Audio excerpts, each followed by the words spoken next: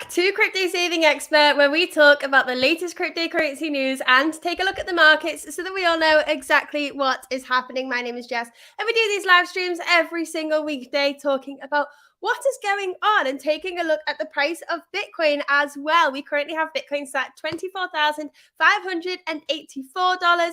We have Ethereum set at $1,680. We've seen a slight pullback in the last 24 hours, only of around 0.5%, but we did see that huge move to the upside yesterday following the inflation data that we did live stream, seeing that nice move to the upside. It is still blowing my mind that Bitcoin managed to get up to that $26,000 level. I am so happy to see it, and I'm sure all of you are as well. I managed to dollar cost average in below $20,000 just on Sunday, and we already saw the benefits of this on Tuesday, 2 days later.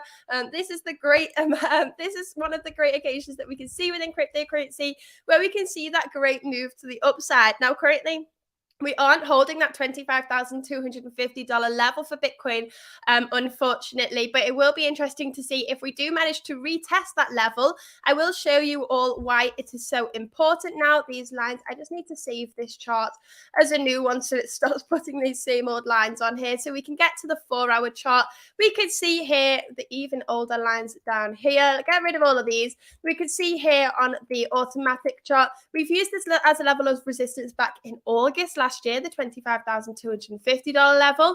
We then continued to test it throughout February this year, and we did not manage to break through it. Yesterday's inflation data made us soar throughout that point. We are now set a couple of $1,000s below at $24,350, but nonetheless, it was a great day yesterday. We did get all the way up to $26,400. Very happy to be in the markets right now. It's all feeling incredibly positive.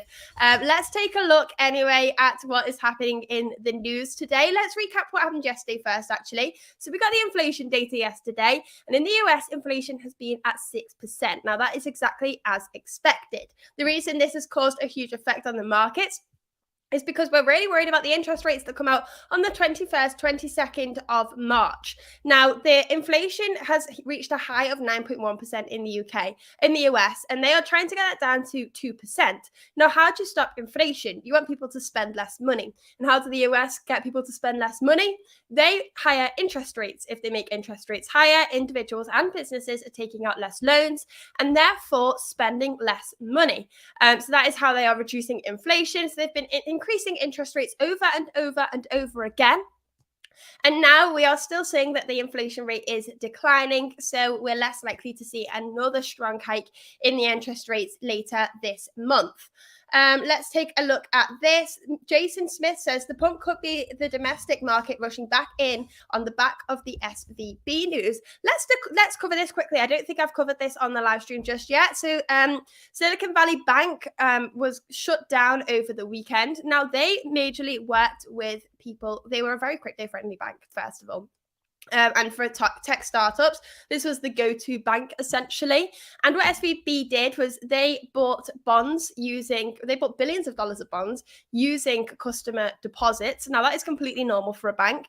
The scenario here was, though, that they had these bonds, and these bonds fell in value compared to bonds issued in today's markets with these higher interest rates. Now, usually this is a problem. We have seen interest rates go up before, and banks have survived this because the banks just hold on to the bond for its duration and then get the same value at the end. So they didn't realize those losses along the way.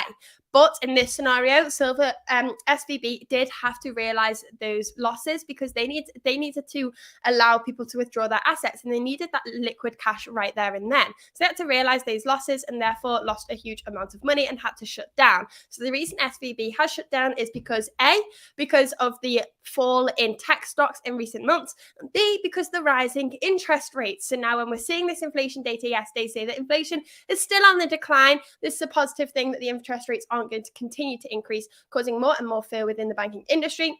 Off the back of this news, the US government have decided that they are going to allow banks to borrow money of the value of the bond at issuance and at the end, so without realizing that loss still. So this could cause banks to be a little bit more risky with their investments as well, and could cause some more problems in the long term, which is why I'm feeling super bullish about the markets right now in the long term, because people may start to feel a little bit fearful I mean, this isn't a positive thing necessarily. People losing confidence into the traditional banking system is a huge problem, and people may move to cryptocurrency as something to relieve some of that exposure to the traditional banking system. But that is a huge concern. And even though the cryptocurrency markets may benefit from this, we don't want to see a huge problem within the general traditional industries either, really. But that is what we are seeing in the markets right now. There's been a huge amount of fear over the weekend. We did see USDC depeg as well. Now that is currently repegged. Let's see if that's held its peg. Let's take a look at cryptosavingexpert.com, the best place to get your market data. It's currently sat at $1 again. So it has repegged and managed to hold its peg. All of its reserves are covered in the bank. So that is why people have gained confidence. And congratulations to any of those people that managed to buy $1 for 90 cents over the weekend. And what a success that was. We are currently sat at 82 cents. Well, no, we're not currently sat at 82 cents. We dipped down to 82 cents on USDC. So some people managed to make a killing on that. Those opportunities don't come around often in the world of cryptocurrency. So congratulations to anybody who did get involved. Let's now actually get on to today's news.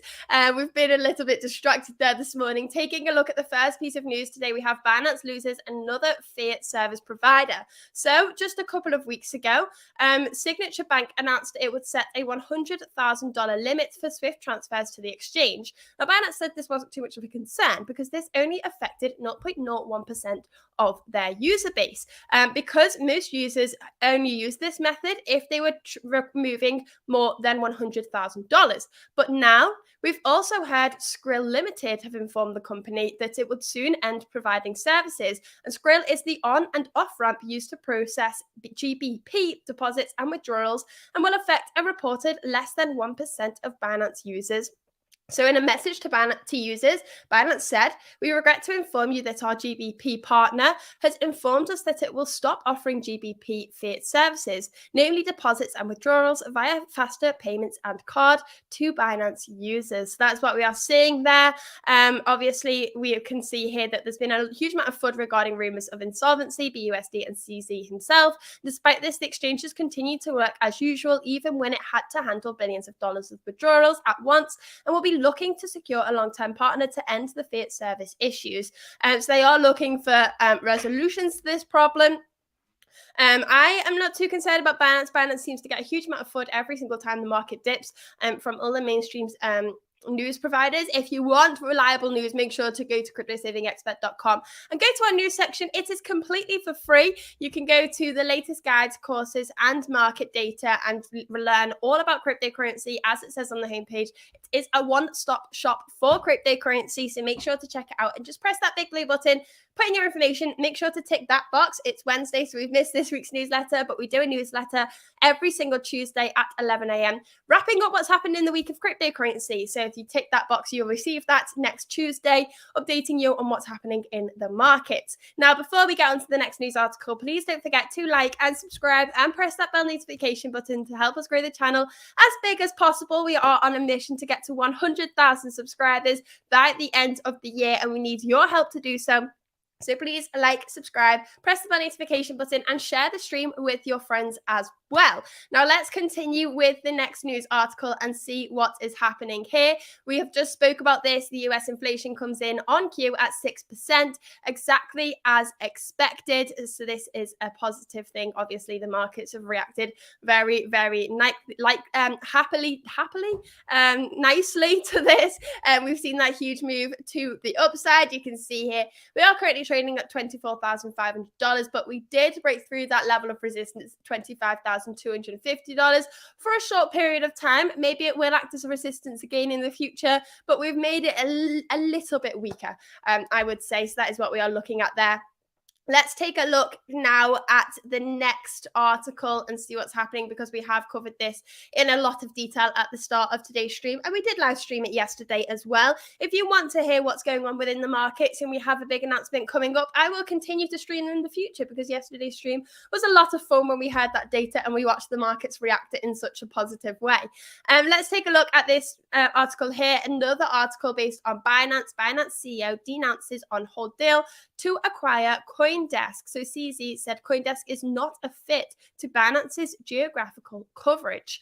So a Blockworks report on Monday cited people with direct knowledge of the matter who revealed talks are certainly on hold between Binance Capital Management and CoinDesk for a potential sale through CoinMarketCap, another crypto entity owned by Binance. So Binance owned CoinMarketCap, and CoinDesk announced that they were up for sale. And they were owned by DCG, the digital currency group, and they were looking to be worth $75 million. Now, earlier today, Binance CEO denounced the report, saying the largest crypto exchange is instead not buying CoinDesk. And he noted that the cryptocurrency media outlet might be a good business, but it's not fit for Binance. Now, not on hold, not buying, it may be a good business, but not a fit in our geographic coverage. So DCG acquired CoinDesk for $500,000 about 7 years ago, and now DCG's liquidity crisis last year has caused them to put CoinDesk up for sale. And they have hired investment bankers from Lazard Limited to oversee a partial or outright sale process to attract growth capital. And the Binance-backed Chinese media outlet Marsbit had also shown interest in taking over CoinDesk, and the CEO of Marsbit said the company was willing to organize a number of well-known funds to jointly acquire and integrate CoinDesk into including its crypto media and consensus conference business. And that is what we reported earlier a couple of weeks ago. And now CoinDesk received offers between $200 to $300 million. Amongst the interested buyers was Cardano's founder, Charles Hoskinson, who planned to transform the media outlet into a news and community platform, but also felt CoinDesk was overpriced at $200 million. And he said, at $200 million, I do believe it's a bit overpriced. There has to be more to that number. I can afford it if I really wanted to, but just because you have it doesn't mean you spend it, and that is 100% correct. This is an interesting article, this one, about CoinDesk being for sale. Now, we are seeing here that DCG only acquired them for $500,000, and they were then asking for $200 million. A huge jump there. So it's interesting to see how much this will actually sell for. It is a huge business within cryptocurrency. But if you want reliable news, make sure to go to cryptosavingexpert.com. We have the cleanest, crispest website ever. Jason Smith said, maybe a purchase for Crypto Saving Expert. Jason, we have the best cryptocurrency news out there. We don't need to acquire CoinDesk. Maybe we'll discuss it. Let's take a look at the next article here and see what's going on.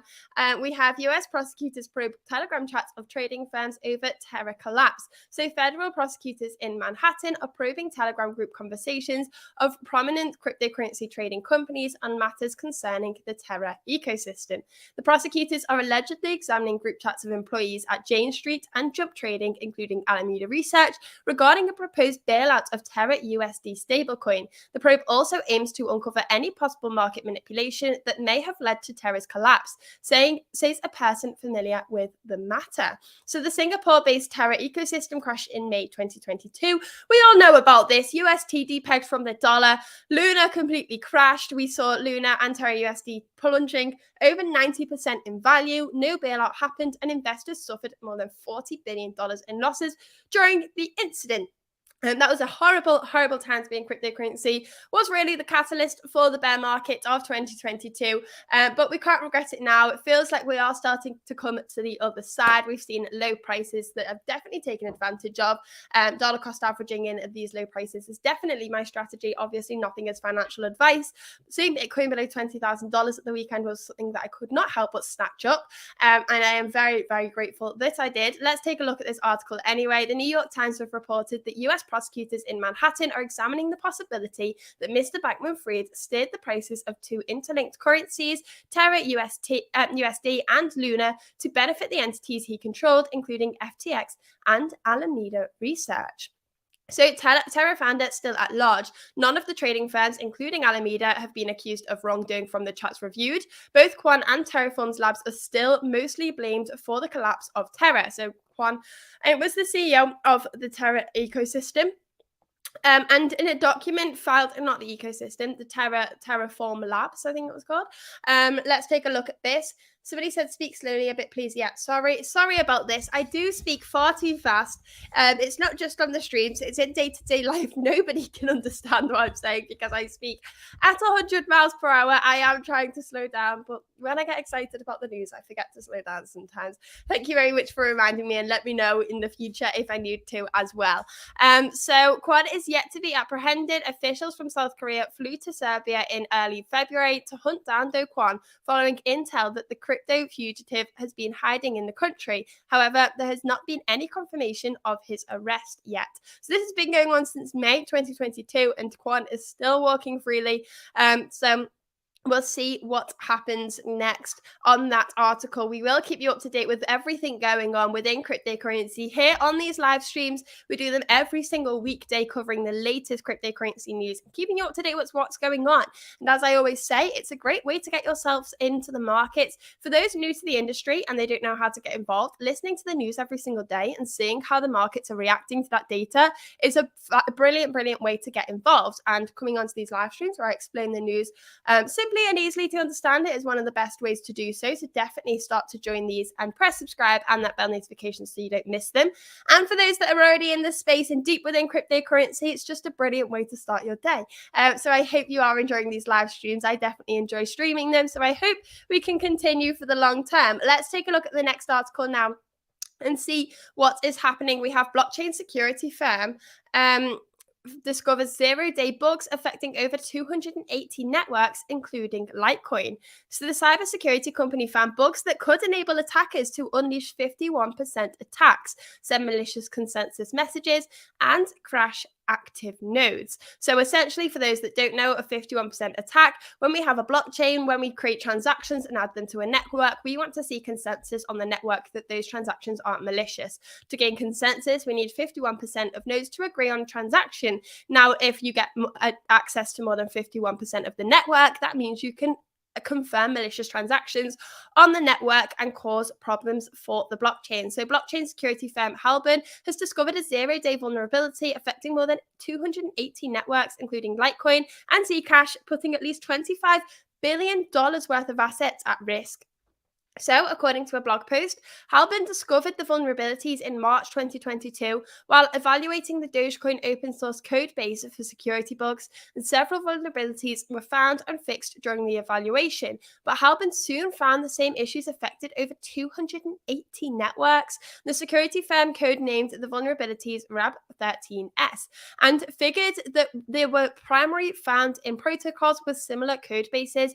Also, variants of this were seen on networks with different code bases due to contrasts in exploitability, as all vulnerabilities are not exploitable on all networks. So Halburn discovered that successful exploitation of the RAB13s could lead to a denial of service or remote code execution, and attackers can get as far as crawling network peers through GET address messages to gain access into unpatched nodes. So the security firm has stated, while some of the other issues were known, CVEs from Bitcoin, another zero-day identified by Halburn, was uniquely related to Dogecoin, including an RPC remote code execution vulnerability impacting individual miners.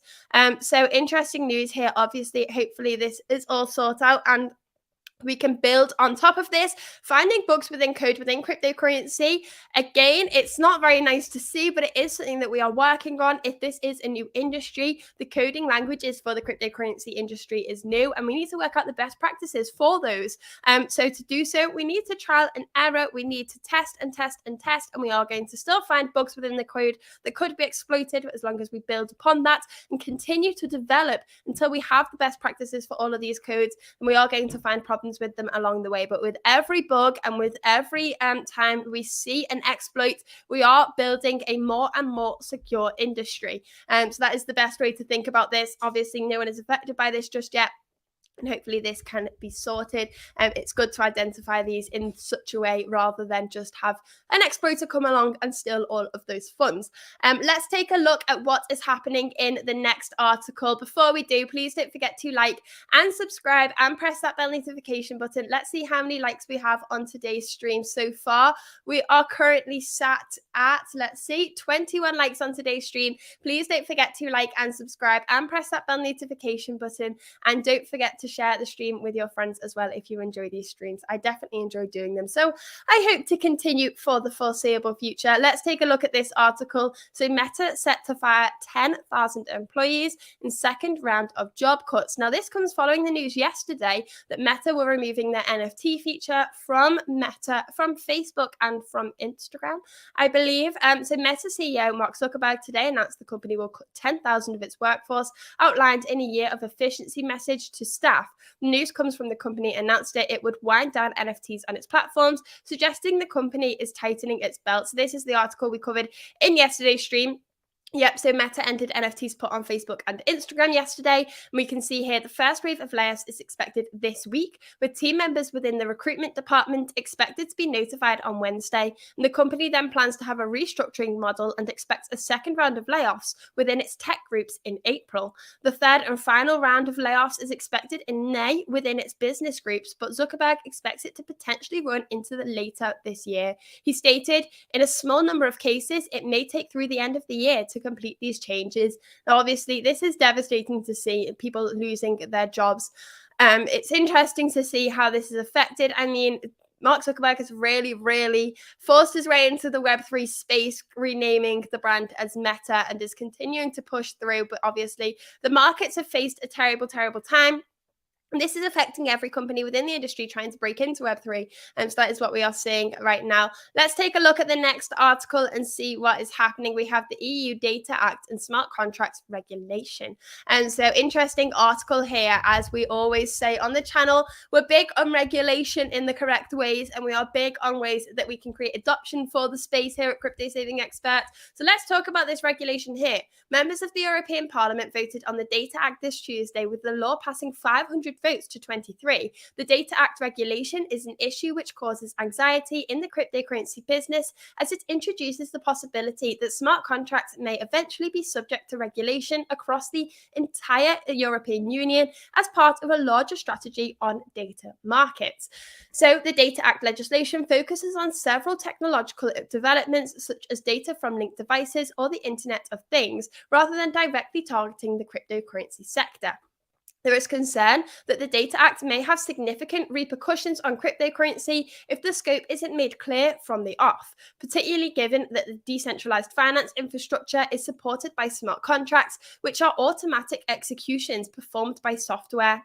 In the view of Pilar del Castillo Vera, a centrist right MEP and reporter of the Data Act has the greatest potential to contribute to optimizing existing business models and processes, boost the development of new ones, and by doing so, create new values and jobs. Still, it's important to mention that some parliamentarians don't share her vision. The real problem starts when analysing Article 30 of the Data Act, which mentions the essential requirements regarding smart contracts for data sharing. So some of these essential requirements include rigorous access control methods and trade secret protection, where provisions built into smart contract structure.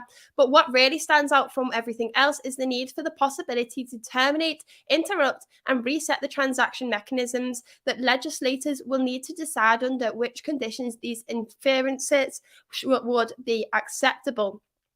So we are seeing a huge dive into that act from the EU over on the Crypto Saving Expert website. If you want more information on this, please don't forget to go to cryptosavingexpert.com, go to the news section and get the most reliable cryptocurrency news, free guides, free courses, free market data, keeping you up to date with what's going on within the markets. Let's take a look at this. Bitcoin is still sat at $24,638. If we take a look at the smaller time frames, we have been going up since we started this live stream. Look at that. We started the live stream at 11:30 down at $24,288. We're already up $500 from there. Maybe we should live stream 24 hours a day so Bitcoin continues to pump. Let's take a look at the next news article now and see what is happening over Here we have NatWest puts limit on cryptocurrency payments. Now, this isn't the first UK bank to do this. We've seen this from a couple of UK banks in recent weeks. UK bank NatWest has announced it will restrict users of its service to daily and monthly limits in an email announced on Tuesday. And NatWest is ranked as the third largest bank in the UK and serves 12.5 million customers, according to its website. One of the UK's, we've already seen that, the bank has become the latest to impose restrictions on what users can do with their money relating to cryptocurrency purchases. So nationwide, HSBC have previously taken the same stance with limiting transfers or issuing customer warnings. And the crackdown on cryptocurrencies comes after the emergence of scams in 2022, with banks suggesting they protect users' money by enforcing limits. So on the back of alleged millions of pounds lost a month, the bank has decided to take actions into its own hands and block the option for users to send as much money as they wish to cryptocurrency exchanges. So now we are seeing this with other banks within the UK as well, as I've just mentioned. But we're also seeing the UK government trying to become a cryptocurrency technology hub. So opposing opinions here. We are going to see this unravel over the next couple of months. Regulations are going to come into the cryptocurrency space, whether we like it or not. We are hoping that these regulations allow the industry to grow. The UK have said they want to become a cryptocurrency hub. So how they do so, we need to see how they regulate it in the correct way. And we want to see us become more and more cryptocurrency friendly. With these banks saying they don't want to work with cryptocurrency users anymore or on a reduced basis, it's becoming more and more difficult. Let's take a look at the next article now and see what's happening here. Chachi GPT. Now, Chachi GPT actually saves you so much time. If you haven't used it, I'd recommend checking it out. It's a very interesting tool.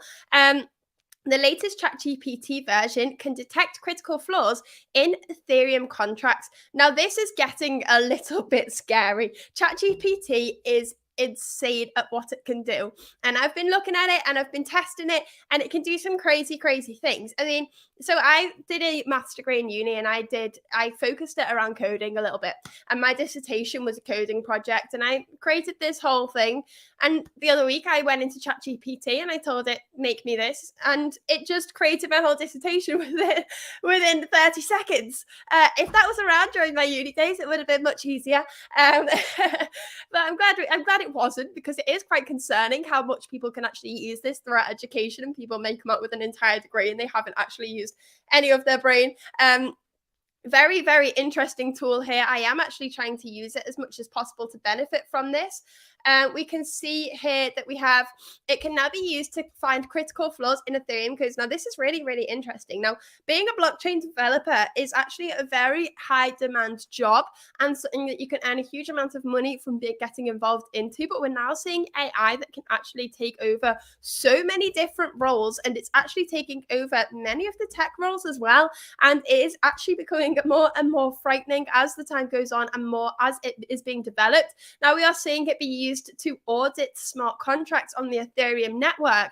So we can see here, let's start from the beginning. OpenAI released the most advanced version of its artificial intelligence chatbot called Chachi GPT V4 on Tuesday. Unlike before, ChatGPT now features advanced reasoning capabilities and can produce more valuable responses, including auditing smart contracts better thanks to its broader general knowledge. So ChatGPT's V4 auditing capability was put to test by former Coinbase director Conor Grogan using a live Ethereum contract of proof of weak hands coin, which has already been exploited in the past. In an instant, it highlighted a number of security vulnerabilities and pointed out surface areas where the contract could be exploited. It then verified a specific way I could exploit the contract. The first issue reported by ChatGPT was the proof of work H token contract is based on a Ponzi scheme, which is the case. Among other things, the ChatGPT further warns that the contract isn't protected against re-entrancy attacks and can be exploited by malicious actors to drain funds locked in the contract. And we can see here ChatGPT's response. It is getting more and more frightening. Yes, we can improve on many different things. We can save a huge amount of time. But the amount of jobs that ChatGPT can take over is astonishing. It's incredible, but it is insanely frightening. Keeping an eye on that, though, is a very interesting tool. Yeah, as I said, something that is causing a little bit of fear for me. Let's take a look at the next article now and see what's happening over here. We have two more to go. First, we have Signature Bank probed for money laundering before its closure. Signature Bank is one of the 3 banks that closed over the weekend.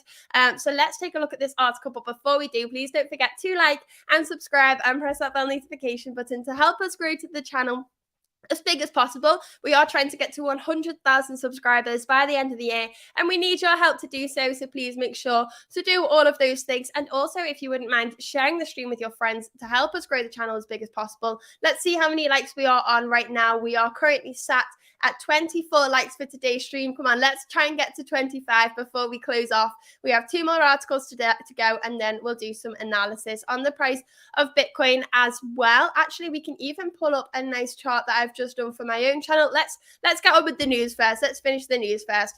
We have here the Signature Bank probed for money laundering before its closure. So the now defunct crypto-friendly financial institution Signature Bank was investigated by the US Department of Justice and the SEC before its sudden collapse last week, and Bloomberg reported Wednesday, citing people familiar with the matter. According to the report, the probe was related to its work with crypto clients. Before its closure, the bank serviced major companies in the digital asset industry, including Coinbase, Celsius Network, and Paxos. And the Department of Justice investigators in Manhattan and Washington, D.C. looked into Signature Bank to determine whether it took necessary security measures such as monitoring transactions and examining clients' opening accounts in the bank to track possible money laundering activities from its customers. And people familiar with the matter also told Bloomberg that the SEC probed the New York-based bank for the same reason, to determine whether it's implemented adequate security protocols to ensure money flows are from legitimate purposes. Both the SEC and the Department of Justice scrutinized new accounts, looking for signs of criminal activities and violation of federal legislation. And the SEC chairman, Gary Gensler, hinted on Sunday, when regulators ordered Signature Bank to shut down, that the commission will bring an enforcement action against the company if it finds a violation of federal security laws. So we are seeing here that Signature Bank and employees are safe, while the date and outcome of the investigation remain unknown. The report says Signature Bank and its executives are safe and have not been accused of any wrongdoing. Bloomberg believes the probe may be closed without any charges or further investigation action taken by the SEC or the Department of Justice. And the investigation report comes a day after the crypto-friendly bank and its former CEO and CFO and COO were sued by shareholders. A group of stakeholders filed the class action lawsuit in the federal courts in Brooklyn, alleging that Signature Bank claimed to be financially healthy 3 days before its closure. Now, we can also see in this article, very, very interesting here. Let me pull up the stream chat just to check what's going on there. And New York regulators ordered the bank to halt operations after the collapse of SVB and Silvergate last week to curb further panic. And while authorities assured the closure had nothing to do with crypto, and former Signature Bank's board of directors said the regulators wanted to send a powerful anti-crypto message with the order because the bank had no insolvency issues. So we've seen 3 incredibly crypto-friendly banks being taken down in the US this week. Obviously, this is a huge issue for cryptocurrency projects out there, but it means that these companies are now looking for other ways to store to bank, other companies to bank with. And this is something that our founder, that Martini guy, is getting very excited about, because this means we can move over to DeFi and one of his favorite projects, TAC. So that is what we've been looking at in the markets this week. We have one final article to take a look at. Let's take a look at this. Before we do, please don't forget to like and subscribe. We have here Euler Finance asks Hacker to return 90% of stolen funds in under 24 hours. So Euler Finance tells Hacker to keep over $19 million, but they must return the rest of the funds within 24 hours. Now, this is something we see commonly. When we see a hacker, we see that they can get a bounty. So they're saying that 10% of this can be a bounty. If the hacker keeps 10% and returns 90%, it's better for the protocol because they get 90% of their funds and they can continue forwards. And it's better for the hacker because it removes any legal action that could come their way. So we can see here they've told the hacker to return 90% of the funds before tomorrow or face legal action. So it means that the hacker can keep 10% of the funds and continue on happily. So it is a positive solution to come from this. I mean, 10% of this amount of money is a huge, huge amount of money, but we'll see what happens there. And we'll keep you covered over on these live streams as well. Now, let's take a look at the price of Bitcoin and see what's happening. We have currently had a slight move again to the downside at $24,679. Not too bad there. We have seen a nice move up on the whole of this live stream. Let's see what's happening here. On the bigger time frames on the RSI, we are back within the neutral zone, slightly overbought. The MACD is looking like we could see a little bit of bearish momentum now within the next couple of days, but on the smaller time frames, it's not looking so bad. The RSI is completely neutral on the 1 hour chart, and it looks like the MACD could be ticking bullish on the 1 hour chart. So something we need to keep an eye on. Obviously, we've seen a huge amount of volatility within the markets in the last couple of days. I'm feeling bullish in the long term of cryptocurrency, and I hope you are too. And I hope you continue to join us on these live streams.